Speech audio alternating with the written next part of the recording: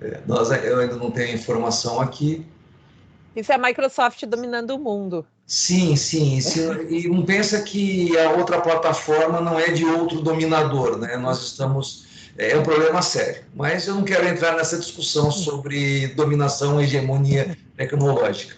Eu vou iniciar... Bom, vamos primeiro destacar aqui o próximo expositor, o professor Ricardo, que ele é doutor em Ciências Sociais e mestre em Direito pela Universidade do Vale dos Rio dos Sinos, ou seja, eles provavelmente, o professor Raquel e o professor Ricardo devem estar um do lado do outro, né, ali da Unicinos. O professor Ricardo é membro do Conselho Editorial do Centro Universitário Metodista e professor de Direito do Centro Universitário Metodista. A sua exposição terá por tema Crise de Solidariedade e a necessidade de reforma na Convenção relativa ao Estatuto dos Refugiados de 1951. Professor Ricardo, é um prazer recebê-lo e a palavra é sua por 10 minutos.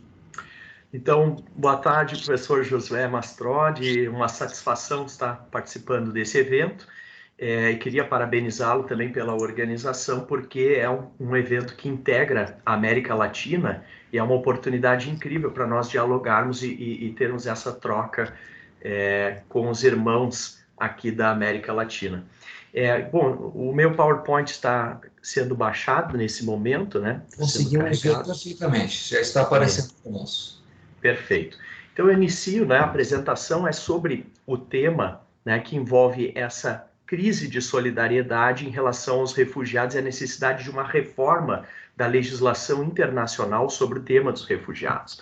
E essa semana foi inevitável nós constatarmos mais um episódio triste em relação ao tema dos refugiados, que foi essas 27 mortes, né? No primeiro momento, o Estado francês confirmou, o governo francês confirmou 31 mortes, agora estão dizendo que foram 27 óbitos de refugiados que tentavam cruzar o Canal da Mancha do norte da França em direção à Inglaterra. Essa imagem que eu estou projetando, ela não é única, né? Porque recentemente nós acompanhamos outros fenômenos. Né? Na imagem à esquerda abaixo, vocês estão vendo os afegãos correndo ao lado de uma aeronave, que é uma imagem que circulou o mundo e chocou a todos, quer dizer, esse desespero, eles se esconderam, eles se seguraram nas asas da aeronave e saíram voando com a aeronave, né? E as imagens mostravam eles caindo do céu, né? Outros foram encontrados os corpos esmagados pelo trem do motor das rodas, né? Que ao retornar as rodas, alguns refugiados tinham se escondido lá dentro e foram esmagados no percurso. Esse desespero, que também aparece de forma mais recente na foto à esquerda superior, né? Os refugiados agora sendo utilizados também como arma política. Né? Então, o governo da Bielorrússia atraiu refugiados com a inexigibilidade de visto para o ingresso deles na Bielorrússia, com a promessa de que depois ingressariam na União Europeia, causando um conflito político e diplomático com a União Europeia, em que a gente vê os refugiados nesse limbo jurídico que a Hannah Arendt chamava de direito a ter direitos, o único direito humano que realmente importava para Hannah Arendt. Ela mesma tinha sido também uma refugiada e apátrida e viveu essa situação, que a direita também se mostra com os haitianos ingressando nos Estados Unidos, quando o artigo 14 da Declaração Universal dos Direitos Humanos fala no direito de buscar e gozar asilo, né? E asilo no sentido europeu não é o asilo, nosso asilo diplomático aqui da América Latina. Asilo lato sensu inclui o refúgio, quer dizer, o direito deles de buscar e gozar de refúgio, que na foto à direita abaixo mostra que está sendo violado na medida que a guarda de fronteira norte-americana faz o bloqueio desses migrantes e refugiados. Aliás, cada vez mais difícil distinguir migrantes e refugiados, porque aumenta o número de violações de direitos humanos, né? Não só nas liberdades políticas, mas também violações de direitos humanos no sentido de uma outra dimensão. As pessoas estão passando fome em níveis desesperadores, né? Então, na América Latina, as pessoas estão deixando países como Guatemala, Honduras e El Salvador, porque são moradores de zonas rurais e, em decorrência do que a professora Raquel já comentou na palestra anterior, os problemas ambientais, as pessoas estão se vendo, as suas colheitas não geram frutos, né? Essa seca, o solo está muito árido e as pessoas não têm o que se alimentar. E elas já estão buscando uma migração internacional em decorrência disso. Então, a aproximação entre o conceito do que seria o migrante econômico e o refugiado se aproxima, né? O refugiado está sendo perseguido por motivos políticos, religiosos, ou por motivo de guerra, nacionalidade, etc. E corre risco de vida. E o migrante corre risco de vida por violações de direitos humanos outras, mas se aproximam os conceitos. Então a gente pergunta o que está acontecendo exatamente para que nós possamos fazer um diagnóstico e a partir do diagnóstico a gente possa verificar que tipo de reforma jurídica se faria necessária. Bom, o diagnóstico, tá? Os pesquisadores têm se dividido em três conceitos, né? Alguns estão chamando, bom, nós estamos vivendo uma crise migratória. Outros dizem, nós estamos vivendo uma crise de refugiados. Outros vão dizer, o que nós estamos vivendo mesmo é uma crise de solidariedade. Dos três conceitos, eu estou adotando o último conceito, sem ignorar os dois anteriores, né? Mas o último é o mais certeiro, né? Porque as medidas que vêm sendo utilizadas na Europa, né?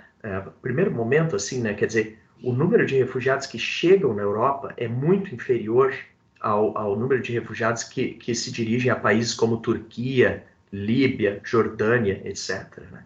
E a Europa possui muito melhores condições de acolher por motivos do seu desenvolvimento e da sua riqueza. Além disso, a percentagem é muito ínfima em relação à população da União Europeia, né, que gira em torno de 500 milhões de pessoas. Então, os refugiados representam menos de 1% da população da União Europeia. Eles têm condições econômicas e o grupo que chega é ínfimo em relação à população da União Europeia. Então, essas práticas que eu vou mostrar para vocês mais adiante, que vêm sendo feitas para bloquear a entrada dos refugiados, que vem causando essas mortes terríveis, tá? São práticas que demonstram uma ausência de solidariedade e que tem um motivo histórico, porque em 2014, 2015, quando houve a queda, né, primeiro nós tivemos a invasão do Iraque, do Afeganistão, desestabilizou o Oriente Médio, a pobreza na África, né, gerou fluxos maiores de migração que eram previsíveis. E as pessoas começaram a se deslocar primeiro para os países vizinhos e criaram campos de refugiados que são verdadeiras cidades. E à medida que perceberam uma mudança no perfil dos conflitos armados na atualidade, porque os conflitos são muito longos, vocês vejam que, por exemplo, o conflito na Síria já dura mais de 10 anos. E os refugiados perceberam que a vida deles estava sendo, nas palavras do Bauman, vidas desperdiçadas, né? Wasted lives. Então, o desespero que isso gera no ser humano de pensar que a sua vida está sendo desperdiçada, e essa busca deles por melhores condições na Europa, né? Há uma relação direta.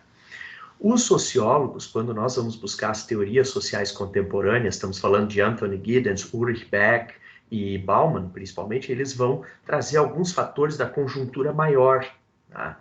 O Ulrich Beck vai trazer a questão de que o Estado, né, perde força, né? O poder migra do Estado-nação para a sociedade industrial. Tá? E, vamos dizer, o poder econômico e a concentração de renda e a falta de força do próprio Estado nesse contexto, que o Giddens vai dizer, bom, entramos numa alta modernidade, uma modernidade, uma sociedade em descontrole.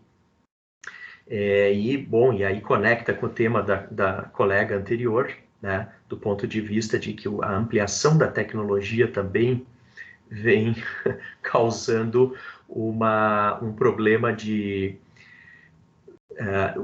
os postos de emprego estão desaparecendo, né? Que o Robert Castell chama de os sobrantes, né? Aumenta muito o número de sobrantes. Não há nada para fazer, né, diante desse contexto. Não há oportunidades de trabalho. E toda a questão do meio ambiente também, que o Giddens tem dito, quer dizer, à medida que nós avançamos as florestas, os vírus dos animais avançam sobre nós, né? E o Giddens coloca muita força na questão da tecnologia. Nós criamos altas tecnologias, invadimos as florestas como nunca, e os vírus chegam em nós como nunca. E aí está a pandemia. Bom, eu sei que o tempo já está se aproximando do fim, então eu vou também me aproximando do fim, né? Vejam, queria ressaltar o aumento no número de refugiados. Nós estamos agora, os dados mais recentes, com 84 milhões de refugiados, de pessoas deslocadas de forma forçada. Dentre elas, os refugiados e os deslocados internos. A maioria são deslocados internos, que são pessoas que já nem migram para o exterior porque sabem que tem muros. Eles migram internamente no país porque estão vindo de regiões onde não é possível viver. Às vezes eles migram internamente, de lá eles vão para fora, né? E se tornam, então, refugiados. 84 milhões representa a população de um país como a Alemanha, né? É mais do que a população da França. Então aí vou me aproximando do fim, vou já para a última lâmina. Ricardo, desculpa, é que já chegamos aos 10 minutos, eu vi que há 31 slides, então... Não, com certeza, a apresentação é mais longa, mas eu tenho a possibilidade de pular aqui e fazer um fechamento. Obrigado. Pois não. Bom, então, se nós formos agora para a segunda parte, bem breve, né, que seria o que do ponto de vista jurídico se faz necessário, né? Então, pude montar assim, rapidamente um diagnóstico, né, teria que ainda falar mais, mas a nossa convenção atual, né, dos direitos dos refugiados é de 1951, e depois surgiram 2 pactos globais da ONU de 2018, em decorrência desse momento que nós estamos vivendo. Mas ainda assim se fazem necessárias 4 alterações fundamentais. Primeiro, ampliação do conceito de refugiado, que a pessoa que tiver que fugir de um país que tem problemas ambientais, por exemplo, ou que estiver com problemas de estar passando fome e vir as crianças morrerem de fome, por exemplo, que é o desespero das mães que vão para os Estados Unidos, né? Elas não são protegidas pela legislação internacional porque não configuram o migrante econômico como refugiado, não tem direito de ingressar. E também não tem direito de obter refúgio aquele que foge de catástrofes, desastres da natureza. As pessoas estão sendo vítimas, como na Inglaterra, em decorrência dos chamados contrabandistas de pessoas, né, que colocam elas nesses botes por entre 1.000 e 3.000 euros para se transportarem da Líbia para a Itália ou da França para a Inglaterra. E, bom, então se faz necessário corredores humanitários, né, em que as pessoas possam cruzar, tudo regulado pelo Estado, já que o conceito de refugiado implica que a pessoa tenha necessidade de ir para o outro país. Outra possibilidade, importância, seria de criar um sistema de solicitação de refúgio nas próprias embaixadas dos países, para evitar essas travessias perigosas. O sistema de compartilhamento, fechando, professor Josué, sistema de compartilhamento de responsabilidades, em que os estados têm cotas, número de refugiados para receber. Nós estamos recebendo aqui no Brasil muito pouco. E, finalmente, né, regras internacionais regulando o devido processo quando da solicitação de refúgio, porque os refugiados estão sendo vítimas também de processos tendenciosos em que pessoas que preenchem o perfil de refugiados estão tendo seus pedidos negados. Agradeço a atenção e devolvo a palavra. Muito obrigado, professor Ricardo. Eu passo a palavra agora de português para o castelhano, para a Fernanda. Bueno, entonces la próxima ponencia es del profesor René Moreno Alfonso. Buenas tardes, profesor. Sí, muy buenas tardes. Bueno, la ponencia del profesor es sobre el análisis de los derechos sociales fundamentales.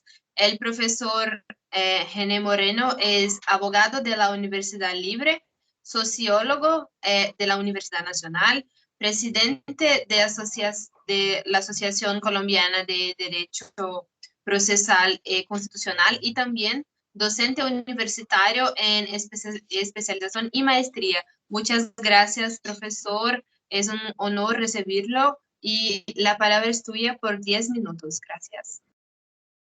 Muchísimas gracias. Un afectuoso saludo para el profesor Josué Mastrodig Neto, a la Universidad Pontificia Universidad Católica de Campiñas, quien está a cargo de la jornada de hoy en este segundo Congreso Mundial Contemporáneo e Interdisciplinario de Derechos Fundamentales.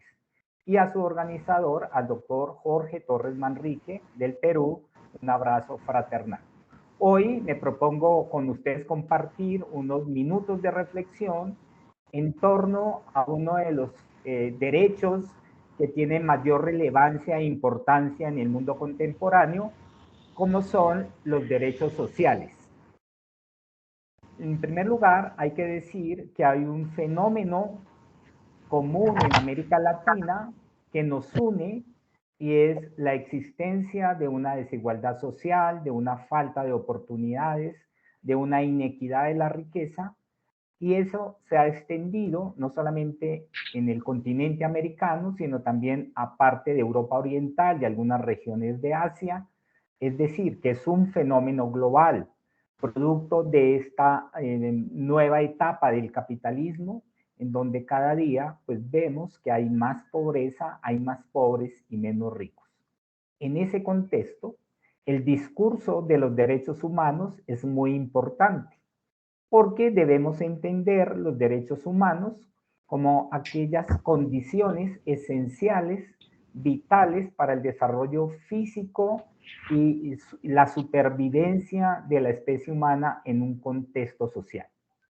Y en ese lenguaje de los derechos humanos, entonces, siguiendo un poco la tradición impulsada por el profesor italiano Norberto Bobbio, hoy encontramos una tradición en el derecho en que clasificamos los derechos en 3 generaciones: derechos de primera generación como derechos de libertad, derechos de segunda generación como derechos de igualdad y derechos de la tercera generación como derechos de la solidaridad. Sin embargo, frente a esta clasificación de los derechos humanos, en los textos constitucionales solamente se le da una protección, una garantía procesal para su defensa a aquellos derechos que básicamente son de carácter individual y se le dan una denominación de fundamentales. Por eso aquí hay que empezar a construir un discurso contrahegemónico sobre los derechos humanos.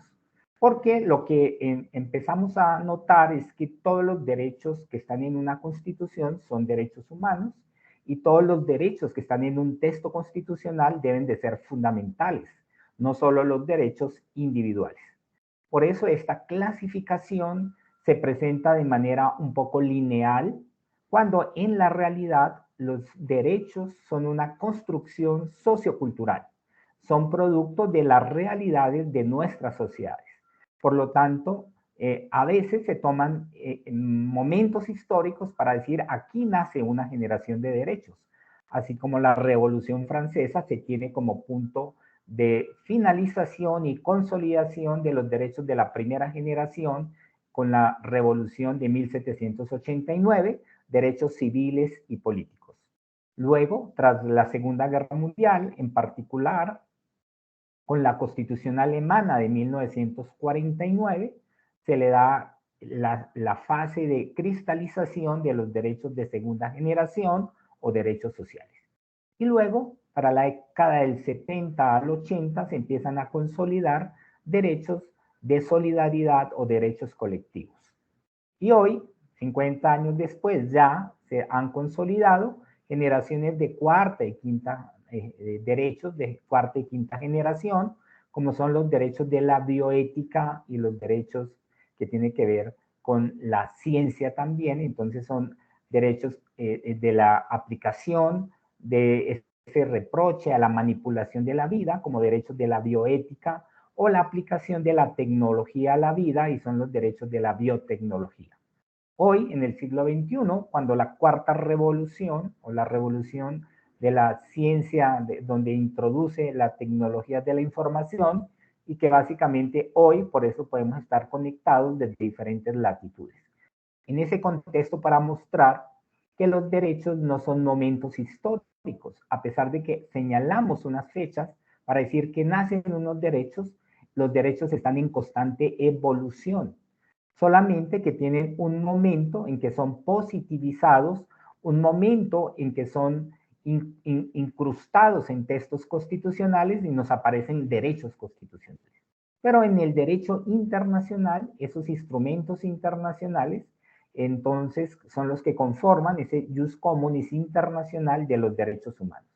Es decir, que hoy no solamente tenemos normas en el orden interno de cada uno de nuestros estados, sino que también coexisten instrumentos internacionales que nos garantizan derechos. El problema para esta reflexión es por qué solamente tienen la denominación de fundamentales aquellos derechos de primera generación o derechos que básicamente son civiles y políticos, donde se dice que el Estado básicamente tiene que hacer o ejecutar acciones negativas, es decir, no interferir en la órbita privada de las personas y que se le tiene que garantizar sus libertades en todos los niveles. Por su parte, en ese discurso hegemónico se señala que los derechos sociales son derechos prestacionales y que como son prestacionales, requieren por parte de los órganos del Estado diseñar políticas públicas para que puedan satisfacer esos derechos como la salud, la vivienda, la educación, hoy derechos emergentes como el derecho al agua, el derecho a la alimentación, que son derechos sociales para buscar un mayor equilibrio en nuestras sociedades. Y que como son derechos prestacionales que requieren políticas públicas para poderse materializar y ser eficaces, también requiere una voluntad política de asignación de recursos para que se puedan materializar estos derechos. Frente a esta interpretación desde el derecho, hoy surge una nueva corriente que empieza a señalar que los derechos sociales son fundamentales. Y si son fundamentales, eso significa que también requieren una protección por parte de los estados. Y para lograr esa protección requerimos de garantías procesales, así como para los derechos individuales tenemos en el derecho colombiano, por ejemplo, la tutela o el habeas corpus o el habeas data, o en el derecho comparado, el amparo, por ejemplo, se requiere entonces diseñar una garantía procesal para la protección de los derechos sociales y que no se queden simplemente en un discurso normativo, sino que realmente estos derechos sociales hoy se tienen que mirar integralmente porque los derechos son una unidad, son universales, tienen un grado de conexión y tienen un grado de interdependencia. ¿Por qué? ¿Para qué garantizar la vida si no es para brindarle una adecuada educación, una adecuada salud, una adecuada recreación? Y en esos términos, entonces, hoy el discurso es, por ejemplo, el profesor italiano Luca Mesetti o también el profesor Abramovich Víctor o un colombiano Rodolfo Arango empiezan a discutir que los derechos sociales también son fundamentales y son fundamentales en la medida en que también son derechos subjetivos individuales y que por lo tanto se puede acudir a los órganos, diferentes órganos del poder del Estado para que nos garanticen estos derechos. Por lo tanto, el planteamiento es que tenemos que hacer un frente común desde las diferentes legislaciones y en particular desde el derecho internacional de los derechos humanos a buscar cómo construimos garantías procesales que puedan efectivizar esos derechos que están en múltiples normas, tanto constitucionales de los diferentes estados como en instrumentos internacionales, para poder efectivizar estos derechos y poder construir sociedades más justas, más equitativas, y que realmente los estados entonces miren ese componente social para que haya una mejor redistribución, haya una mejor conformación de calidad de vida de sus asociados. creo que es uno de los retos que tenemos en particular para nuestro continente. Desafortunadamente, tenemos cosas en común, que es la vulneración y el detrimento y violación de los derechos.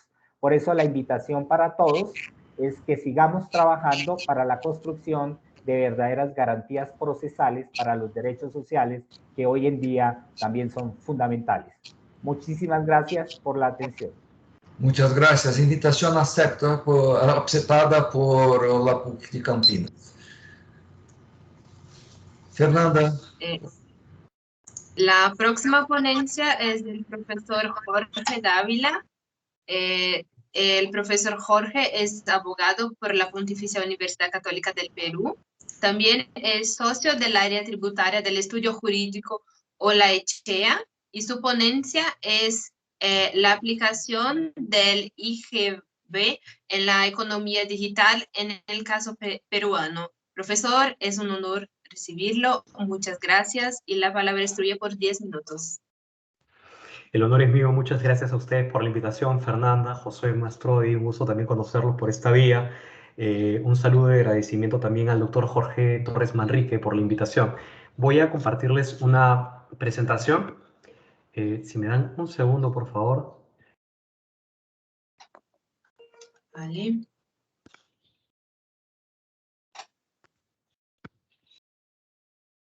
De acuerdo. ¿Me podrían confirmar, por favor, que se ve la presentación? Sí, sí. Muchas gracias. El tema que yo voy a tratar, como bien has comentado, es sobre la aplicación del IGB en la economía digital y les voy a comentar sobre el caso peruano. Cuando me invitaron para esta ponencia, además que considero que en organización debe ser muy retadora, son más de 500 conferencistas, ¿no? Y más de 20 países, así que felicitaciones nuevamente por ello. Me indicaron que tenía que abarcar algunos temas en particular. Uno de ellos, el tema del derecho digital, y otro de ellos también el tema de políticas públicas. Entonces, sobre esa base y en atención a mi campo de especialidad, voy a tocar el tema de la aplicación del impuesto general a las ventas, en particular en la economía digital. Había traído estas cifras para compartirlas con ustedes y es un poco más para precisarles cuál es la situación de mi país, del Perú, en este contexto. Nosotros, tributariamente, tenemos una presión tributaria sumamente baja. Bordea el 14% de nuestro Producto Bruto Interno, que si eso lo comparamos con a nivel de la región de América Latina, está en 22.8%, es muy baja, y peor es la situación si la comparamos con los países desarrollados comprendidos dentro de los alcances de la OCDE, que está en el rango del 34.2%. Si bien es cierto, estas cifras son del año 2019, épocas pre-COVID, la situación en realidad con relación a la presión tributaria no ha variado mucho, en el sentido de que en nuestra comparación seguimos muy por debajo de los rangos latinoamericanos y europeos.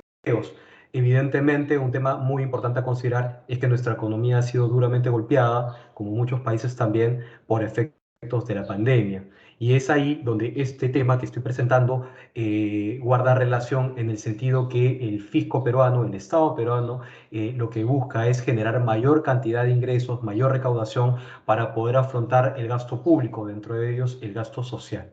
Entonces, nuestra estructura tributaria tiene un alto componente de recaudación en cuanto a los servicios de los impuestos al valor agregado se refiere. Como pueden ver ahí, hay un cuadro muy pequeño sobre estructura tributaria comparada con los promedios regionales, que da cuenta pues que en el Perú un 38.5% de nuestra recaudación tributaria proviene del IGB, que es el impuesto general a las ventas, que es un impuesto tipo al valor agregado, como existe en varias de las latitudes que están participando en esta conferencia. Por otro lado, para acercarnos y sensibilizarnos un poco también con el tema de la tributación en el Perú, lo que tenemos que considerar es que en contribuyentes existen muy pocos contribuyentes que aportan en mayor medida a la recaudación tributaria. En estas pirámides van a haber una pirámide en situación normal y una pirámide invertida. Se puede ver en la primera pirámide los contribuyentes que forman parte de las micro, pequeñas, medianas empresas, que son la gran base de contribuyentes en cuanto a número, y una pequeña punta, digamos, hacia el final de megatop o grandes contribuyentes. Sin embargo, en la pirámide inversa vamos a ver que los grandes contribuyentes aportan en mayor medida la recaudación en comparación con los micro, pequeños empresarios o contribuyentes, ¿no? Ahora, sin perjuicio de esto, esta es una revisión acerca de la economía formal de nuestro país. Es decir, esa economía que tributa, que declara y que se puede medir económicamente. Sin perjuicio de eso, en nuestro país uno de los graves problemas es la informalidad a nivel tributario, a nivel económico en general. Se habla que cerca de un 70% de nuestra economía es informal, que a nivel de mujeres, 7 de cada 10 mujeres tienen un empleo informal. Perdón, 8 de cada 10 mujeres tienen un empleo informal, y en el caso de hombres, 7 de cada 10 hombres tienen un empleo informal, con lo cual nos damos cuenta de la magnitud y de las dificultades que existen para establecer políticas públicas, y en particular políticas tributarias en el Perú. Ya introduciéndonos un poco más a nuestro tema de la economía digital, ¿no? ¿Qué es esto de la economía digital? En realidad el tiempo que tenemos es muy pequeño, voy a tratar de sintetizar. Es claro el alcance y la importancia que cada vez va teniendo la economía digital en todos nuestros países.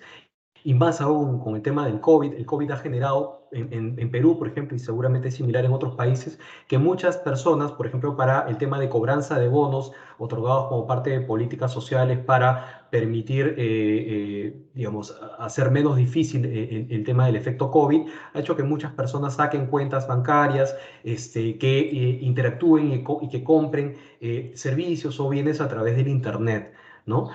Entonces, lo que se verifica a nivel, estas cifras las he obtenido del CIAT, que es el Centro Interamericano de Administraciones Tributarias. Vemos que en potencial estamos hablando de 350.398 millones de dólares que genera en cuanto a ingresos la economía digital, ¿no? Y si vemos cuál sería el impacto tributario que se obtendría al gravar con impuestos a la economía digital en Perú, solo en Perú, a través de unas estimaciones que ha hecho el CIAT, tenemos que el Perú tendría una recaudación al 2020, bueno, eso ya son cifras del año pasado, porque todavía no está vigente y a eso voy a llegar más adelante, de 113 millones de dólares, que representarían un 0,06% de su Producto Bruto Interno. Entonces, este tema no es de poca relevancia, es un tema muy importante que en muchos países ya se viene implementando, que es de la imposición a la economía digital, pero que en nuestro país todavía no, ¿verdad? Entonces, no voy a explicar al detalle esto, solamente me interesa comentarles, y muchos de nosotros ya sabemos porque utilizamos servicios o compramos bienes a través de la economía digital, a través del e-commerce, las páginas web, bajamos aplicaciones en la web, realizamos negocios a través de la web, existen servicios de pagos en línea, etc. Entonces, la economía digital, ya como lo ha dicho la OCDE, no es otra cosa más que la economía que en la cual existen nuevos mecanismos, nuevas modalidades para poder realizar los negocios. Entonces, cuando hablamos de la economía digital, en realidad hablamos de la misma economía, solo que a través de nuevos modelos. Dentro de los nuevos modelos tenemos, como ven ahí he tratado de graficarlo, los negocios de empresa a empresa, o más conocidos como B2B por sus iniciales en inglés, business to business, business to client y client to client, ¿no? En los cuales hay empresa a empresa, negocios de empresa, personas naturales, y negocios entre personas naturales, pero haciendo usos de intermediarios en la web, ¿no? ¿Cuál es el tema con el impuesto general a las ventas? En términos bastante amplios, no aterrizados todavía al caso peruano. El impuesto general a las ventas, como les comentaba al inicio, es un impuesto al valor agregado. Y como todos los tributos, deben gravar alguna manifestación de capacidad contributiva. Eso además está sustentado en nuestra Constitución política, ¿no? Y esa manifestación de capacidad contributiva es el consumo. Y lo que busca el impuesto general a las ventas en concepto, en teoría, es aplicar el principio de imposición en el país de destino, ¿no? Y este principio de imposición en el país de destino no busca otra cosa que afectar con el IGB en función al consumo que se realice en determinada jurisdicción, ¿no? Ahora, en cuanto a la economía digital e impuesto al valor agregado, se tienen diversos retos y son retos que están siendo analizados ahora mismo en nuestro país, aunque ya tienen algún tiempo, pero todavía no se han efectuado las modificaciones legislativas necesarias para aplicar un IGB sobre algunos servicios digitales, sobre todo en los negocios B2C o empresa a personas naturales. ¿Cuáles son los retos? Uno de los retos de la economía digital es determinar dónde se estima que será uso del servicio, ¿no? En la economía digital, si nos damos cuenta, lo que prima es la deslocalización. Podemos tener una empresa que tiene su centro administrativo en un paraíso fiscal, podemos tener a esa misma empresa que tiene sus plataformas informáticas en otro país, que tiene los intangibles alocados en otro país, y que los consumidores están a su vez en otro país. Entonces, en realidad, cuando hablamos de economía digital, nos trae a cuenta todas estas complejidades. Entonces, la pregunta es, siendo que el IGB grava sobre el principio de imposición en el país de destino, ¿no?, y aplica sobre el consumo, la pregunta es, ¿dónde se estima que se hace el consumo de un determinado servicio? Y lo que es más complicado todavía cuando los servicios son prestados, por ejemplo, por una plataforma de streaming, solamente para poner un ejemplo, a personas naturales. ¿Qué pasa si esa persona natural es usuario de un servicio y consume parte de ese servicio en el país y luego da un viaje a Brasil, por ejemplo, a Sao Paulo, el cual tengo un gusto de conocer, es hermoso, y usa también el mismo servicio en otro país? ¿Dónde es que se manifiesta el consumo? ¿No? Entonces hay muchas dificultades con relación a determinar dónde es que se debe estimar utilizado ese servicio. Otra complejidad es la complejidad de supervisión en la fiscalización. El otro tema son los altos costos que se puede tener en cuanto a recaudación, porque son personas naturales, cuando nos referimos a los negocios B2C, ¿no?, los usuarios del servicio, ¿no? El ejemplo clásico, y como les digo, para poder hacerlo más sencillo para absolutamente todos, es veámonos a nosotros usando una plataforma de streaming, ¿no?, de video o de audio, ¿no? Entonces, las personas naturales, el costo de administración de esa recaudación o esas retenciones es bastante oneroso y es más, es de muy difícil persecución. Parte de eso también, de los retos, son los incentivos al cumplimiento, ¿no? Y también la distorsión en decisiones de consumo. ¿A qué me refiero? Lo que se ha visto, por ejemplo, es que en nuestro país, en Perú, los servicios que se prestan por un sujeto no domiciliado, por ejemplo, a personas naturales peruanas, ¿no es cierto?, no están gravados con el impuesto general a las ventas. Entonces, eso lo que genera es una distorsión en cuanto a los desarrolladores de productos digitales locales. ¿Por qué? Porque mientras que el servicio digital prestado por un no domiciliado a personas naturales no se encuentra grabado con IGB, si el mismo servicio fuera prestado por un desarrollador local, sí se encontraría grabado con IGB. Entonces ahí se crean distorsiones que afectan el principio de neutralidad que debe considerarse en este tipo de impuestos. Otro tema también que se ve, y en economías menos desarrolladas, ¿no?, como es la nuestra, hay un desincentivo a la economía local, precisamente por lo que les comentaba, que puede generar incluso una fuga de desarrolladores en tecnología que se pueden ir hacia otros países a fin de no encarecer sus servicios, a diferencia de un desarrollador local.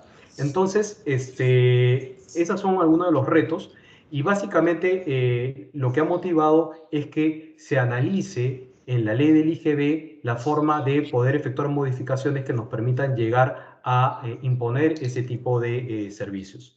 Entonces, estas modificaciones pasan por algunas, a cambiar los criterios de habitualidad de contribuyentes, y ahí hay toda una discusión entre el Tribunal Fiscal y la SUNAT que indican qué se debe entender por contribuyente en los casos de negocios B2C, mientras que el Tribunal Fiscal considera que el contribuyente debe ser aquel usuario del servicio, ¿verdad? La SUNAT, por su parte, considera que el contribuyente, si bien es cierto, debe ser el usuario, debe verificarse un criterio de habitualidad frente a la prestación del servicio. Es un tema bastante técnico que el tiempo no nos va a permitir desarrollarlo, pero lo único que quiero decir es que se tienen que hacer ciertas reformas tributarias para poder lograr alcanzar a este tipo de servicios. Otro tema que requiere una modificación es en cuanto al criterio de uso o consumo en el país, que está asociado al gravamen a este tipo de servicios.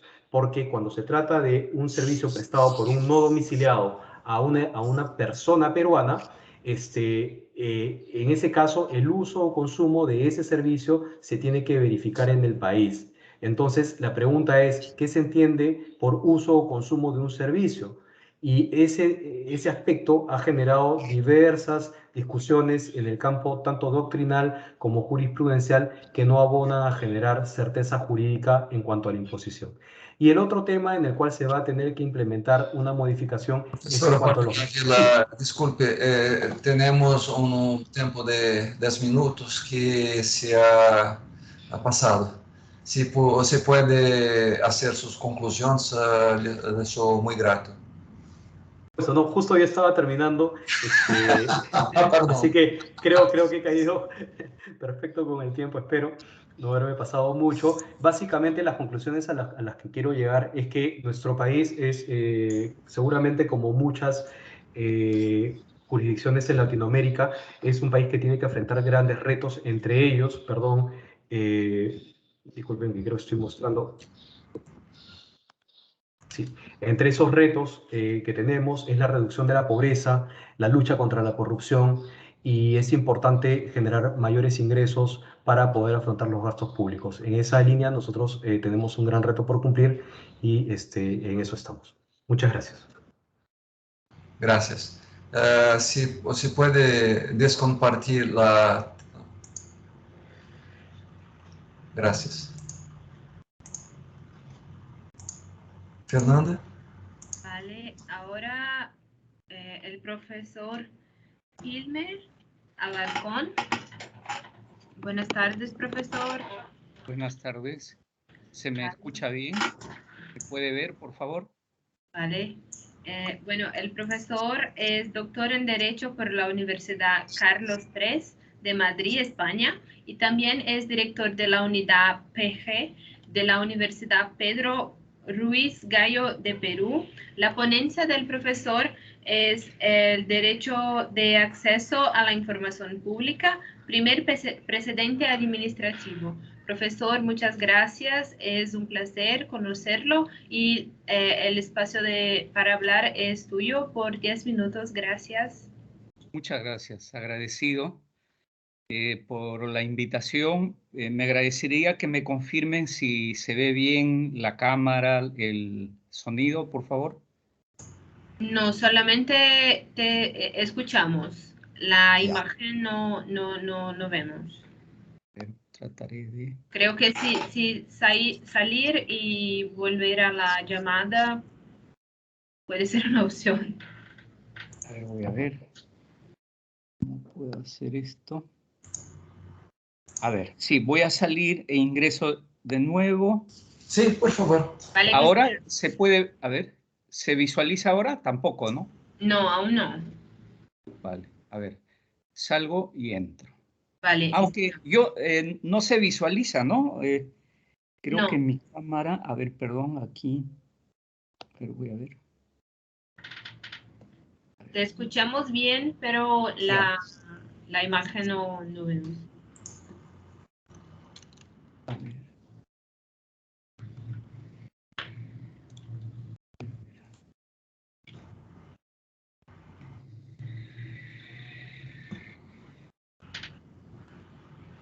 Bueno, ¿qué está pasando aquí? Profesor Guilherme, Sí. talvez sea una forma de solución desconectar-se de plataforma Teams y volver al sistema. De acuerdo. Voy a desconectarme brevemente. É a única forma que eu conheço de resolver esse problema. Vamos aguardar um pouquinho. A professora Ruth Cecília Aispo é a seguinte, pero vamos aguardar que o professor Guilherme volva à sala virtual. Tudo bem.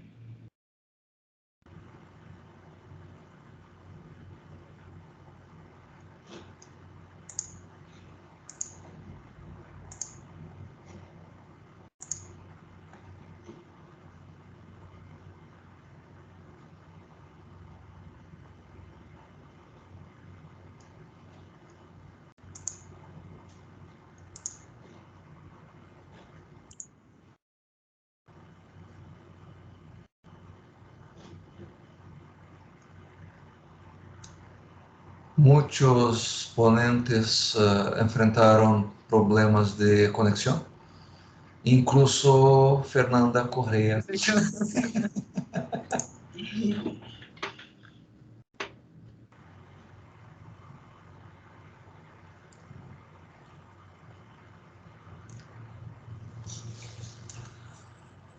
Para não interromper a exposição. Ah, voltou. Perfeito.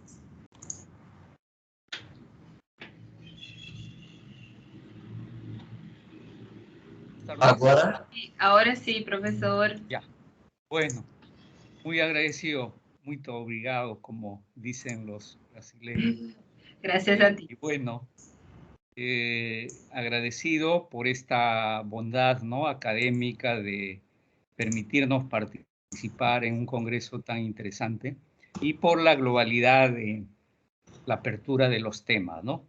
Yo he propuesto como ponencia uno de los temas y de los derechos fundamentales, ¿no?, que hoy pues están en permanente discusión, el referido, el derecho de acceso a la información pública.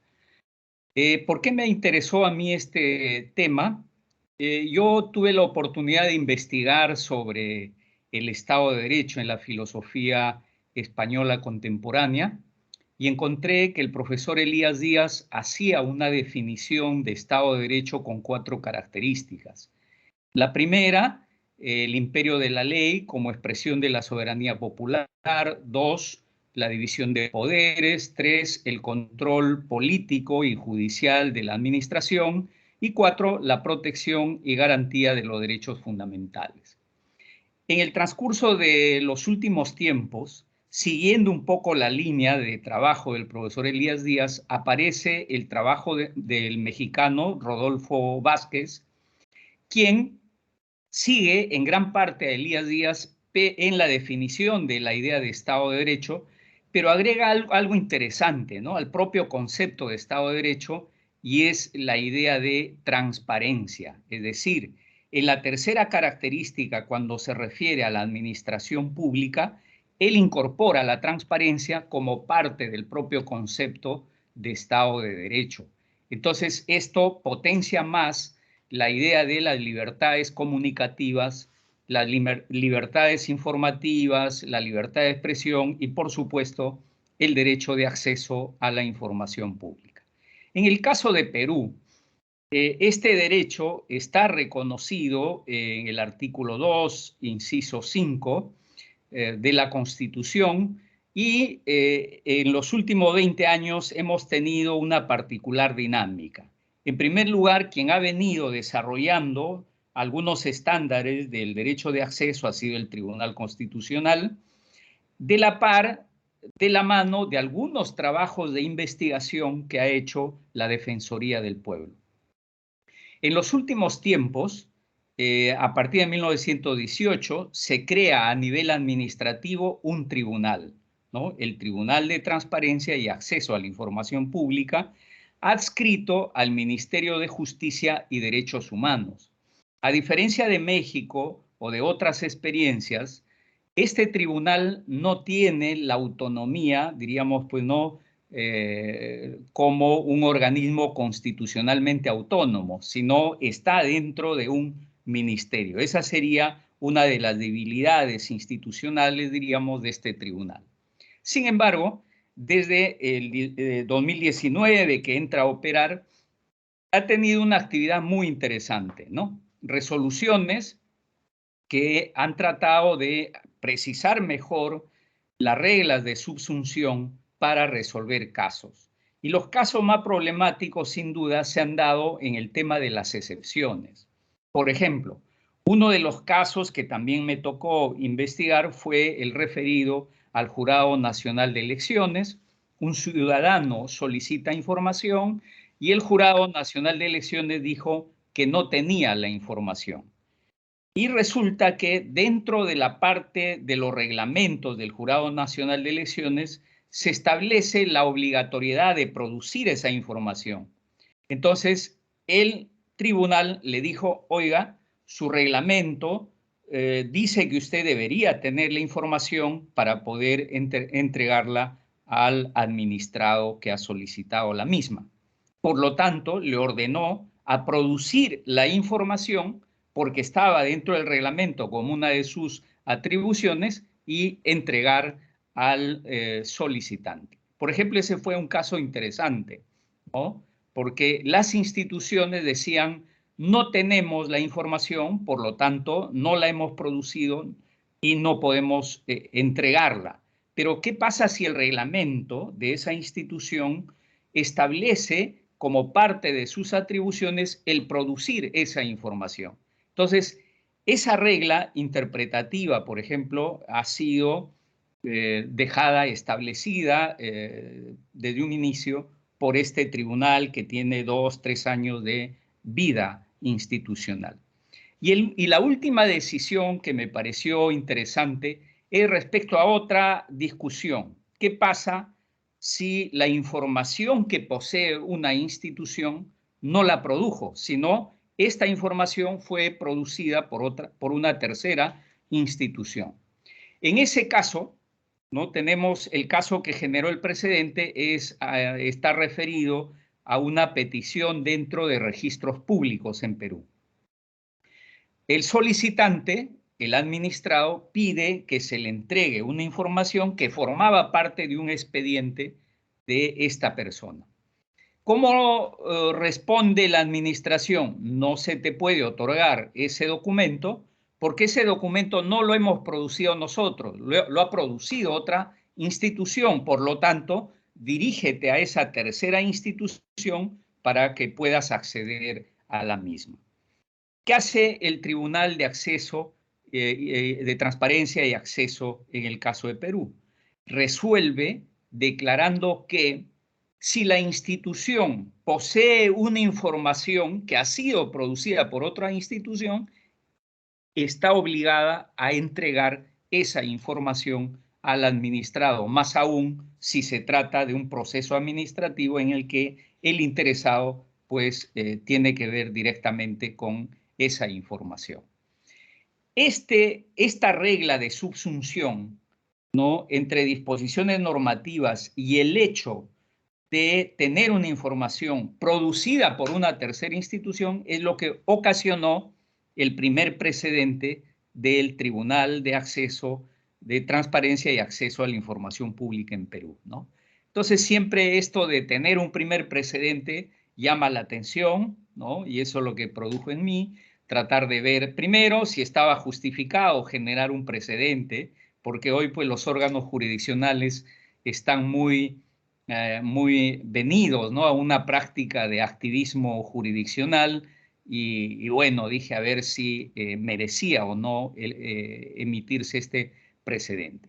Y efectivamente hago yo 3 niveles de análisis siguiendo metodológicamente a Tienza respecto a cómo organizar los niveles del razonamiento jurídico. Entonces, en el plano formal, creo que el precedente aclara, por ejemplo, un término de plazo que también estaba en discusión, ¿no? Los 15 días, agotados los 15 días, entonces procede la apelación en las decisiones de petición de acceso, ¿no? Un tema formal.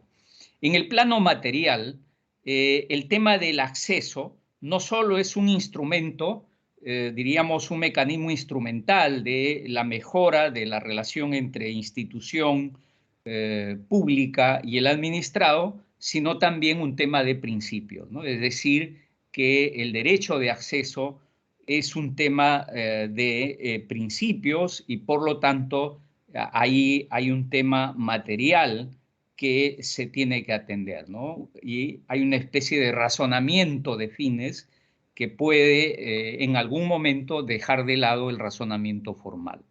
Y en el nivel pragmático me pareció interesante porque lo que ha hecho este precedente es mejorar la discusión pública en un país como el nuestro, donde la corrupción, pues ya todos conocen, y el secretismo institucional siempre, ¿no?, está presente, abrió a debate y a discusión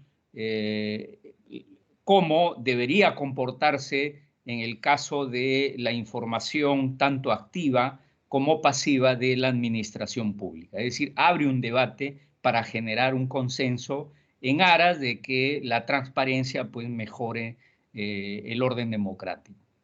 Sin embargo, yo en este nivel pragmático encuentro, ¿no?, de que si nosotros tenemos ya un concepto de Estado de Derecho más exigente, más potente, diríamos, que ha incorporado la cláusula de la transparencia, yo creo que podría el tribunal llegar a un nivel de etiquetado, de argumentación, a un nivel ya de la mejora, diríamos, conceptual del Estado de Derecho. Entonces yo veo aquí una falencia del tribunal y que podría a nivel pragmático ayudar a entender ya desde el punto de vista conceptual una mejor idea del Estado democrático de derecho que incorpora en su propio concepto la cláusula de la transparencia. Nosotros en Perú tenemos, ¿no?, la cláusula democrática del Estado de Derecho, ¿no?, el orden democrático, la cláusula del Estado social, algunos hablan de una futura cláusula ecológica y bueno, si incorporamos la transparencia, pues también sería una especie de cláusula de la transparencia en el concepto de Estado democrático de derecho. Esto es lo que les quería transmitir, ¿no? Un trabajo de investigación que me pareció a mí que podría interesar a la comunidad peruana y a la comunidad académica iberoamericana. Muchísimas gracias por permitirme estos breves minutos y agradecido por la bondad de ustedes de abrir la discusión a la Academia Iberoamericana. Yo estoy en una zona de la región norte del Perú, Lambayeque, y ahí tenemos una universidad pública que es la Universidad Nacional Pedro Ruiz Gallo. Y desde ahí hacemos nuestro trabajo. Muchísimas gracias. Muchas gracias, professor. Muitas graças. É uma investigação que muito interessa a este acadêmico. Então, muito obrigado. E espero ter contato e, quem sabe, um bom intercâmbio entre as nossas instituições. Muito obrigado. Bien, agradecido. Muchas gracias. Vamos passar a palavra a Fernanda, que dará continuidade à apresentação de professora Ruth Aispo. Buenas tardes, profesora Ruth.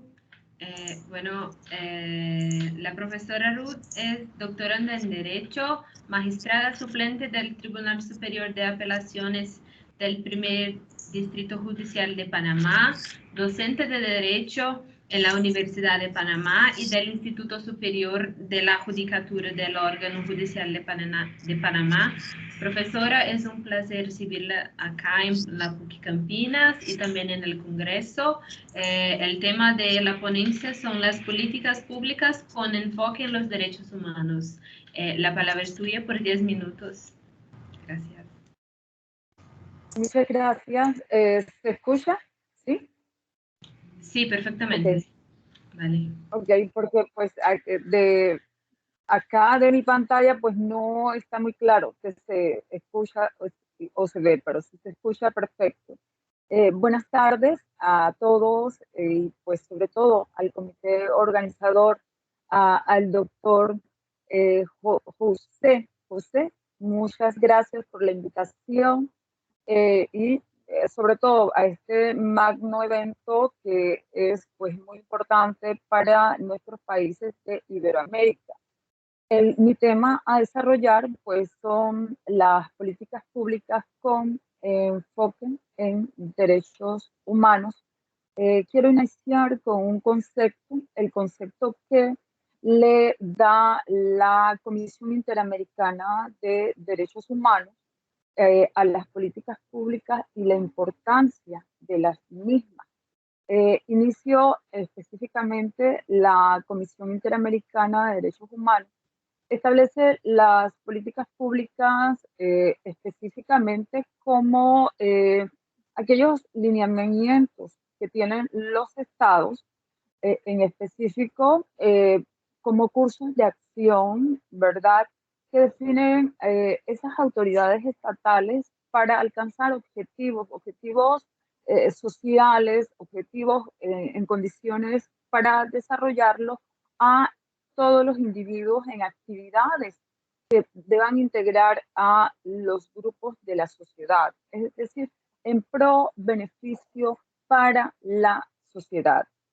Pues debe ser el espacio donde se crean aquellas políticas sociales y que hoy día nuestros estados pues realmente sufren específicamente esa estructuración porque pues debido a la cuestión sanitaria y culturalmente pues se improvisa mucho sobre las políticas públicas y no hay una metodología científica en su constitución. Quiero abocarme pues también a la conceptualización de políticas públicas, pero ya políticas públicas enfocadas con un enfoque en derechos humanos. Y esas políticas públicas pues son el conjunto de decisiones y acciones estatales en las cuales se incluyen etapas. La Comisión ha establecido etapas claras para la creación de ese diseño o marco metodológico de creación de políticas públicas. Se inicia primero con la decisión estatal, el diseño que incluye un diagnóstico de la necesidad y esta necesidad confrontada con un derecho humano, el diseño de la política, la implementación, el monitoreo y la evaluación. Y ello siempre tomando en cuenta que para su implementación y su participación o la deliberación o divulgación de la misma debe existir una participación efectiva de la sociedad a quien va dirigida la política pública. Y con el objetivo siempre, porque es importante la política pública con enfoque de derechos humanos, de proteger, promover, respetar y garantizar los derechos humanos de las personas, de los ciudadanos o de los grupos sociales o colectividades dentro de un Estado, una sociedad. Y lo más importante del enfoque en derechos humanos es que estas políticas públicas deben estar basadas en principios claros. El principio de la igualdad y no discriminación, es decir, la confrontación del diseño de la política pública siempre debe realizarse un diagnóstico en el cual dentro de ese diseño no exista la posibilidad de desigualdad o discriminación, la universalidad, es decir, que esa política abarque a la mayor cantidad de población o individuos dentro de una sociedad, que sea universal y que sea humana. El acceso a la justicia, y de allí lo importante de las políticas públicas que permitan acceso a la justicia.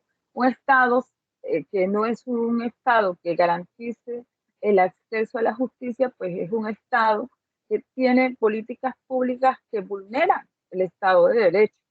Y sobre todo, el expositor anterior tocó un tema, una fibra muy, muy humana y que, en la cual debemos basarnos, que es la rendición de cuentas, la transparencia. Es importante que se rinda cuenta sobre la conformación o la creación de esas políticas públicas y la necesidad estatal social, la transversalidad y sobre todo la interseccionalidad. Y de allí, este es un término que la Corte y la Comisión y todo el sistema americano ha utilizado en los últimos tiempos, en los últimos años, porque siempre debemos analizar una política pública que abarque mucho más derechos humanos, es decir, que intersecte la garantía de mucho más derechos humanos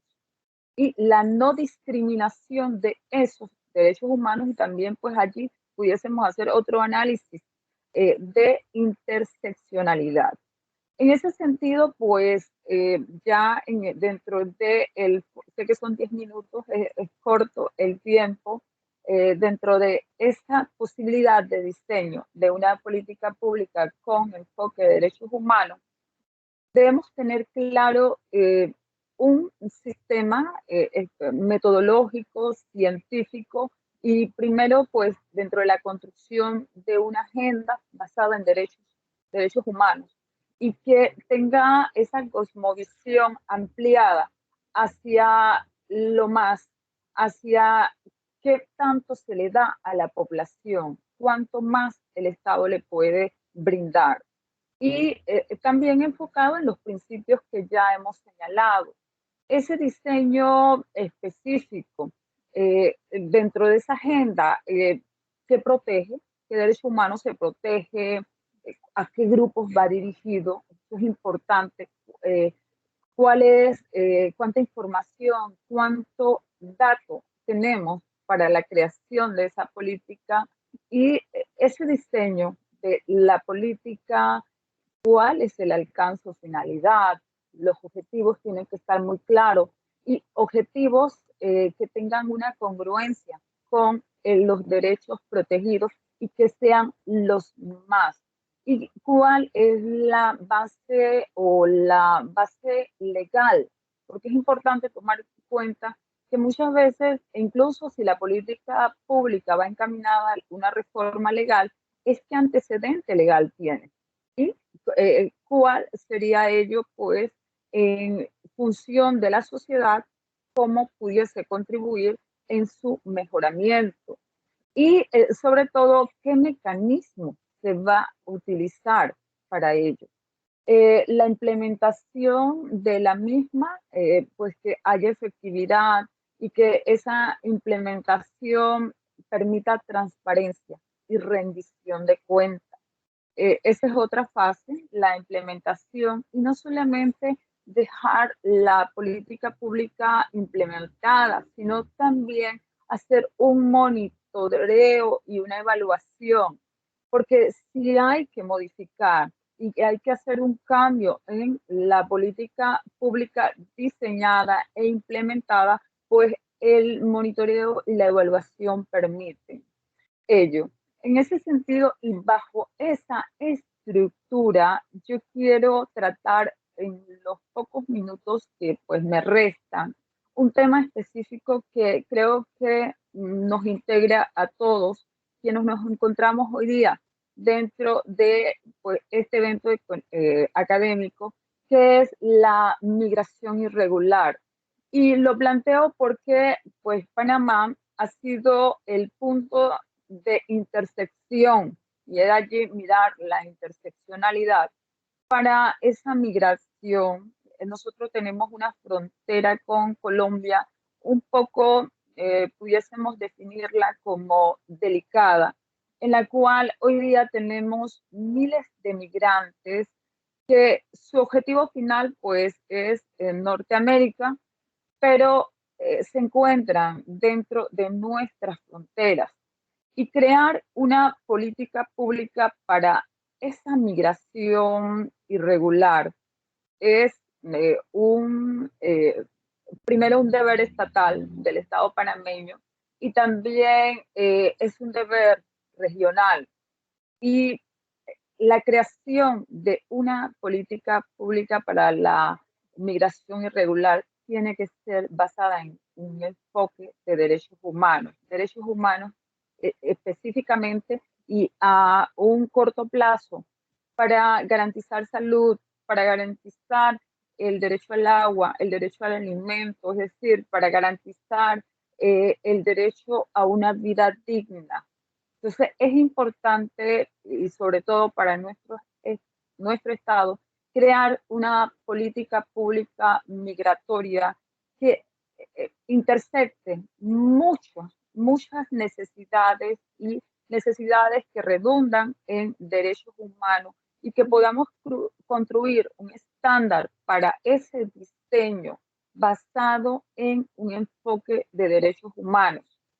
Y para nosotros, pues a corto plazo, porque somos quienes debemos darle respuestas inmediatas. Hoy día vivimos una cuestión sanitaria que es mundial y que a esa población en grado de vulnerabilidad, pues la afecta mucho más. Y es de allí que tomar este marco metodológico para la construcción de dar respuesta a esa población que pues realmente por circunstancias sociopolíticas han tenido que dejar sus países y hoy día se encuentran dentro de nuestro territorio o en nuestras fronteras, es importante pues potenciar que son personas y que el enfoque en derechos humanos es lo que hay que distribuir y estructurar dentro de esa política pública. Muchas gracias por el espacio. Nós que agradecemos. Muchas gracias, professora Ruth Aispo. É um prazer recebê-la acá em PUC Campinas. E pelo horário, devemos dar continuidade a seguinte ponente. Pelo horário, nós temos agora o professor Rubén Saavedra, pero no lo veo acá en el chat. Professor Rubén, está presente? Não. O próximo, o ponente seguinte é Luiz Vilca, que vai fazer a apresentação por vídeo. Então, Fernanda, se puder apresentar o expositor, eu agradeço. Claro. El profesor Luis Vilca es abogado y magíster en Derechos del Trabajo de Seguridad Social en la PUCP y su ponencia es Políticas Públicas en lo Laboral para el Fortalecimiento de los Fundamentales Laborales. Perfecto. Con la palabra. Vamos. Algo deu errado aqui. Fernanda, pode ver o vídeo? Sí. Muy buenas tardes con todos y todas. Es grato para mí estar aquí presentando la siguiente exposición. Me llamo Luis Enrique Vilca Ravelo, soy abogado y magíster en Derecho del Trabajo y la Seguridad Social aquí en el Perú. Y de todo quería agradecer la amable invitación de la Pontificia Universidad de Campinas por esta exposición, ¿no? Voy a hacer una breve presentación mostrando un material que bueno, quisiera compartir ahora y empecemos rápidamente. Bueno, mencionar en principio de lo que voy a hablar es de... Fernanda, você consegue assistir? Sim, agora apareceu. É que eu acho que você mudou de... Não, na verdade foi ele quando apertou o vídeo fez isso, não fui eu. Mas vamos continuar. Okay. Políticas públicas sí, pero enfocadas en la fiscalización, ¿no? Y centradas esencialmente en la incorporación, el uso, en la puesta en práctica de los principios de la OCDE sobre las mejores prácticas para el cumplimiento de las normas e inspecciones. Esto de cara, ¿no?, al fortalecimiento de los derechos laborales fundamentales en Perú. Hablar de esto, bueno, hay un pequeño esquema, pero entrando ya de lleno a la contextualización de lo que quiero mencionar es mostrar algunos indicadores, ¿no? Estos indicadores planteados en algunos estudios, no específicamente en el del CEPLAN de 2016, si bien es un poco antiguo, desde hace unos años ya, pero nos da cuenta de que, al menos en aquel momento, de cómo estaba el Perú en relación a sus pares regionales y también en el contexto mundial, ¿no? Entonces, este índice sobre el Estado de Derecho que nos ayuda o que captura la percepción sobre el grado en que los agentes confían y respetan las reglas en la sociedad, nos dice, ¿no?, que en el año 2014, de 209 países, el Perú estaba en el puesto 140. Y el país mejor sudamericano, mejor ubicado es Chile, en el puesto 26. Entonces, esto nos dice que el Perú en general, en lo que es, en términos del índice de Estado de Derecho, está debajo de la media, ¿no? Y bueno, no es auspicioso, evidentemente, esta situación. en lo que refiere al índice de calidad regulatoria, que muestra la percepción de la población sobre la capacidad del gobierno para formular y aplicar las políticas y reglamentaciones acertadas, ¿no?, que promuevan el desarrollo. Aquí el Perú en el año 2014, de 209 países, está en el puesto 65. Si bien estamos por encima ya de la media, igual tenemos estamos, digamos, en un puesto al menos, ¿no?, en comparación, por ejemplo, a Chile, que es el país mejor posicionado en la región latinoamericana, tenemos un índice muy bajo, ¿no? Ellos tienen un puntaje de 1.50 y el Perú tiene 0.52, ¿no? Entonces, esto nos habla en general, de manera macro, de que en términos de indicadores de Estado de Derecho, el Perú tiene indicadores, al menos el año 2016, relativamente deficientes, ¿no? Esto habría que verlo ahora desde el ámbito más focalizado de lo que es el tema laboral, ¿no?, lo que nos concierne. Mejor que utilizar el índice global de los derechos de la Confederación Sindical Internacional. Lo que voy a mostrar a continuación es del año 2020, pero yo me he ocupado o me he preocupado en verificar cómo está el Perú en el año 2019 y 2018, ¿no?, en este indicador. Antes, habría que mencionar, bueno,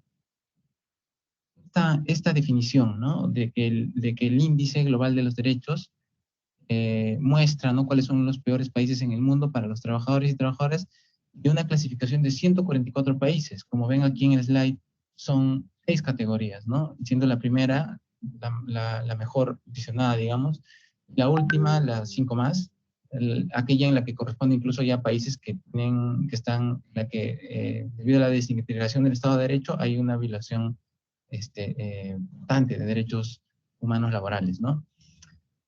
Habría que ver dónde está el Perú. El Perú, en el 2020, está en la categoría 4. Es una de las categorías, bueno, ubicadas, digamos, ¿no? Estamos cerca incluso de la última categoría. Entonces, pero, aún así, lo que nos denota esto es que, como se menciona aquí en la categoría 4, que hay violaciones sistemáticas de derechos laborales, ¿no?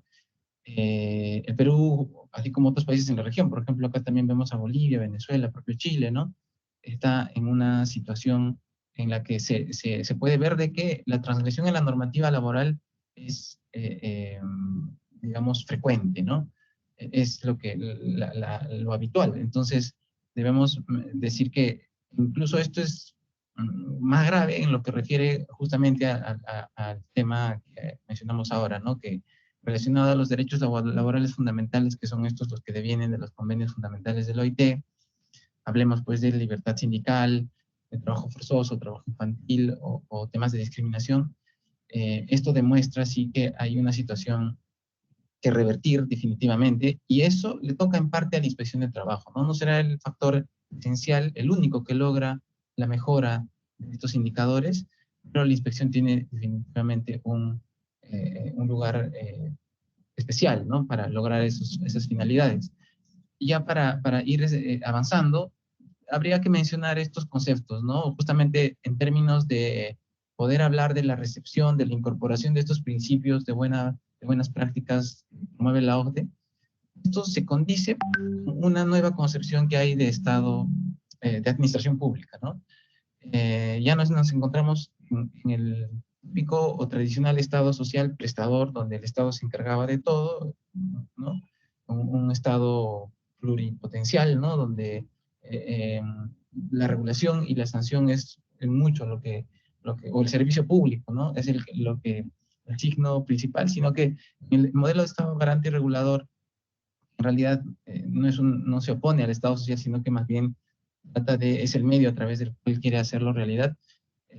La intervención de los privados, la coordinación o la participación en conjunta con los privados es muy importante, ¿no? Por eso es que aquí hablamos de un cambio, ¿no?, de mirada de la regulación tradicional, la que se entiende pues en este Estado social, ¿no?, donde lo básico ahí es las reglas de estilo prescriptivo, ¿no?, reglas de estilo comando y control, ¿no?, donde se prescribe algo y el modo de hacerlo cumplir es a través de la sanción multa, típicamente, ¿no?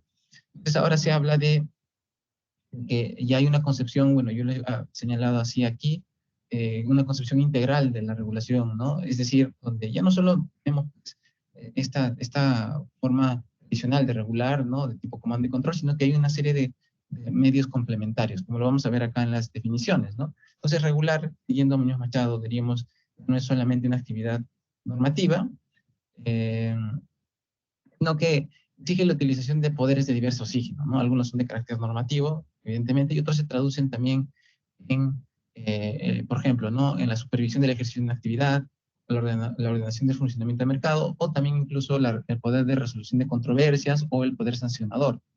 Esto de cara el concepto de regulación que está muy, muy emparentado con el concepto de enforcement, ¿no? La forma en la que, los medios en los cuales se logra el cumplimiento de la ley. El enforcement desde la postura de la OIT en la guía de cumplimiento regulatorio del 2019 establece que el enforcement debe ser entendido no en un sentido amplio, justamente en la lógica de hablar de un Estado garante y regulador, ¿no? Donde ya no solamente son las estructuras estatales o las actividades que devienen de estructuras estatales, sino aquellas que también son potestades delegadas a privados, incluso me refiero, ¿no? A la empresa en específico, también a sindicatos.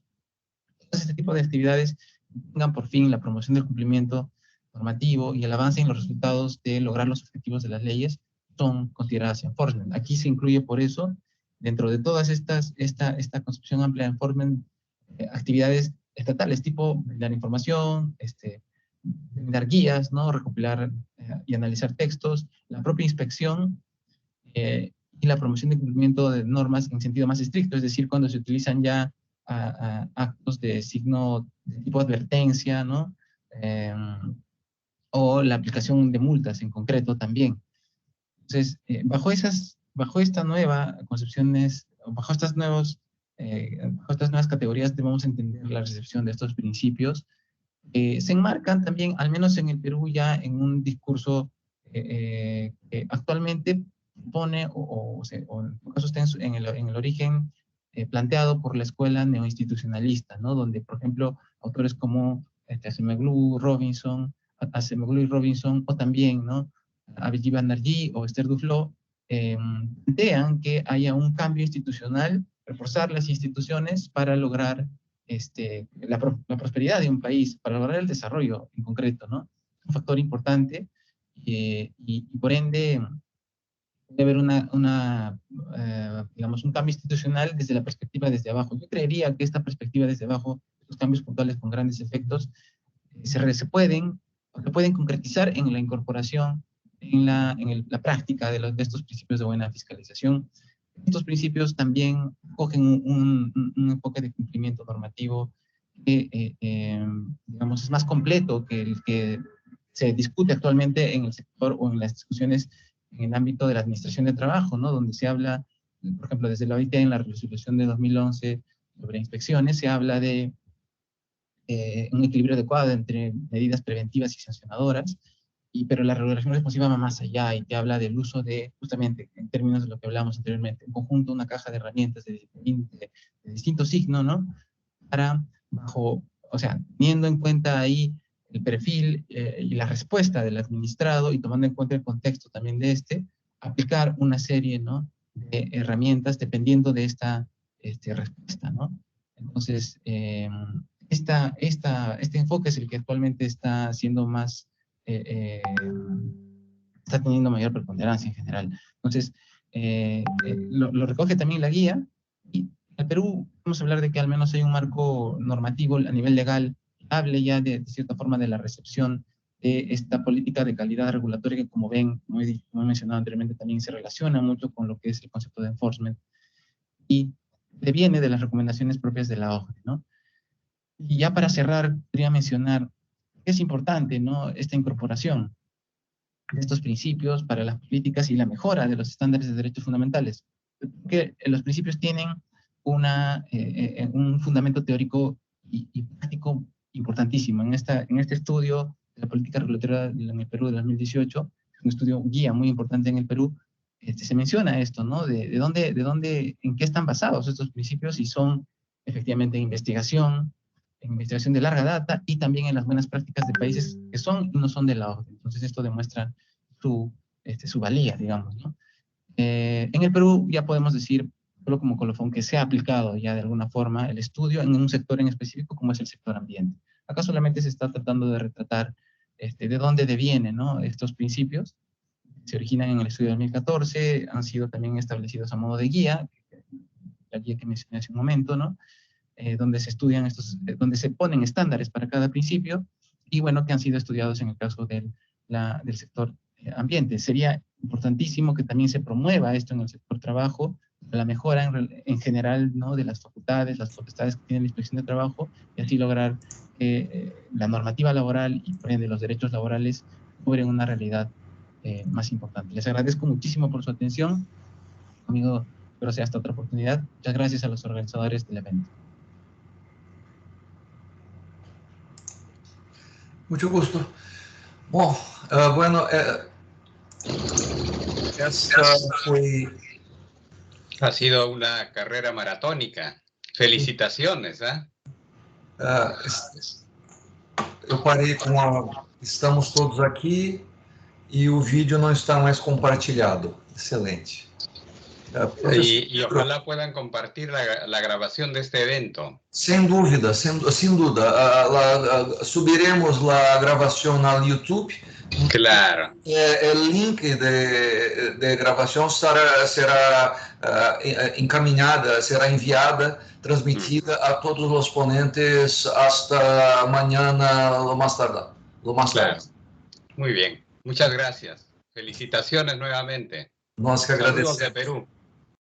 Nós agradecemos. Saludos desde Brasil. Gracias, gracias. Fernanda, eu vou falar em português, você depois faça também em castelhano, por favor.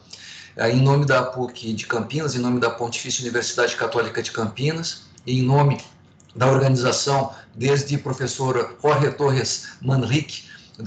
Isaac Torres Manrique, de Peru, nós agradecemos muitíssimo a presença de todos os expositores, todos os ponentes, e desejamos felicitações e congratulações a todos, e esperamos nos ver em breve nas próximas investigações, nos próximos congressos, e agora talvez presencialmente a partir do próximo ano.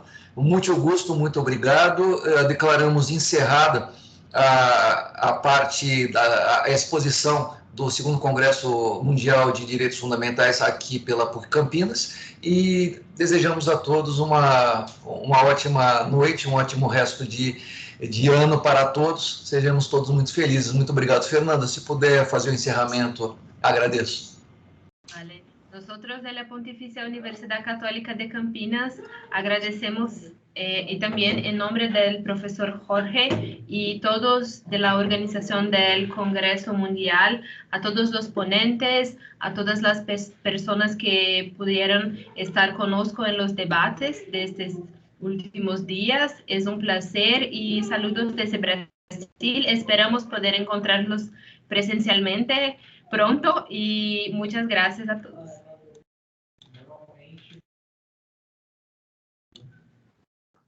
Gracias, hasta luego. Muchas gracias, boa tarde. Boa tarde. Eu tentei dizer que muito obrigado, eu vou parar a gravação, estava mudo, mas agora eu não